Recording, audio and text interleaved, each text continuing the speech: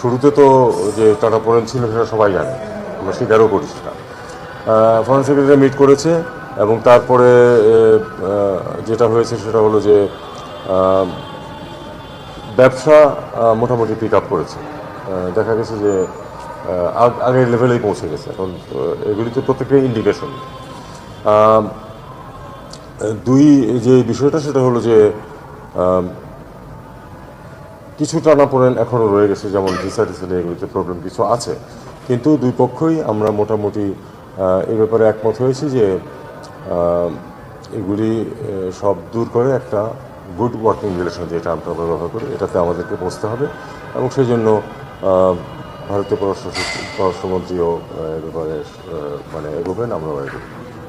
আমি তাকে ইনভাইট করেছি যে আমাদের তো ফরেন সেক্রেটারি লেভেলে মিটিং হয়েছে, ফরেন মিনিস্টার্স লেভেলেও কিন্তু আমাদের একটা মেকানিজম আছে। আমি তাকে বলেছি যে আমাদের পররাষ্ট্রমন্ত্রী কতবার আপনাদের দেশে গিয়েছিলেন, এখন আপনার আসার কথা ঢাকায়, আপনি যদি কোনো সময় কনভিনিয়েন্ট টাইমে আপনি আসেন, আপনি সময় জানালে আমরা সেই অনুযায়ী অ্যারেঞ্জমেন্ট করবো। এইটুকুই কথাবার্তা। He was positive to all the indications that I gave. মাননীয় উপদেষ্টা মহোদয়, আমরা যদি দেখি আপনার যে প্রেস রিলিজ মানে বাংলাদেশের পক্ষ থেকে যে প্রেস রিলিজ পাঠানো হয়েছে সেখানে বলা হচ্ছে যে দুই মন্ত্রী এবং উপদেষ্টা পর্যায়ে যে বৈঠকটি হয়েছে বাংলাদেশ এবং ভারতের, সেখানে উদ্বেগ এবং চ্যালেঞ্জের কথা বলা হয়েছে।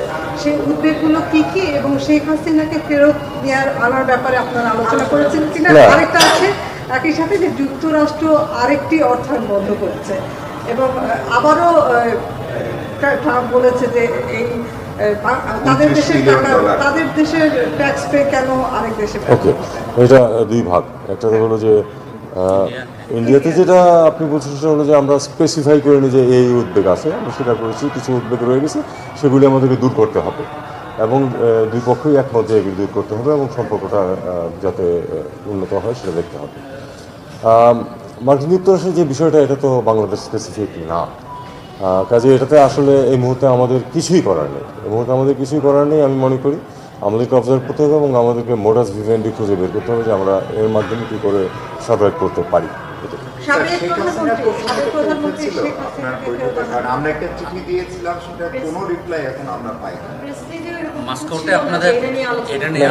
এটা নিয়ে কোনো ওইভাবে স্পেসিফিক আলোচনা হয়নি। আমরা ইন জেনারেল সবগুলি নিয়ে কথাবার্তা বলে আসে না, সরিয়ে রাখারও আসলে ব্যাপার না। এটা তো একটা ইন্ডিপেন্ডেন্ট একটা ইস্যু যে কোর্ট চেয়েছে তাকে, আমরা রিকোয়েস্ট করেছি তাকে এক্সপ্রেস করার জন্য, করে নেই, তার মানে এই না তো যে আমরা বাকি সব কিছু নিয়ে বসে থাকবো।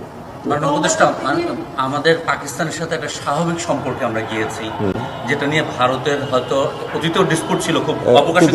এটা নিয়ে আমাকে কিছু জিজ্ঞেস করেনি।